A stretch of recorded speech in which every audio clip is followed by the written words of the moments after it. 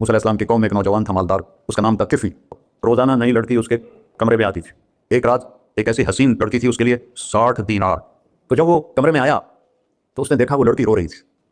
تو کفل نے کہا میں زبردستی تو نہیں لایا، رضامندی سے تیری لایا ہوں۔ تو اس نے روتے ہوئے کہا کفل میں بازاری عورت نہیں ہوں، مجھے بھوک نے یہاں پہنچا ہے۔ جیسے جب میں طوائفوں سے ملا تو میں نے ان کی دبد بھری کہانیاں سنی تو میری آنکھیں نہیں، میرے دل رو رہا تھا۔ میں نے ایک کو کہہ دیا بیٹی، رونے لگی۔ مولانا صاحب سان تک کوئی بیٹی نہیں آتا تو سیڈے بڑے عالم ہو، میں نے بیٹی آخر ہے۔ کفل نے جب اس کے آنسو دیکھے تو اس کو بھی رونا آ گیا۔ کہنے لگا تو میری بہن ہے، اسی عزت سے واپس چلی جا، پیسے بھی لے جا اور میرے لیے دعا کر، مجھے معاف کر دے۔ وہ لڑکی چلی گئی، سڈن ڈیتھ ہو گئی اس کی، مر گیا۔ سارا شہر جانتا ہے کہ یہ انتہائی غلیظ انسان ہے اور میرا اللہ اس کی توبہ دیکھ چکا ہے۔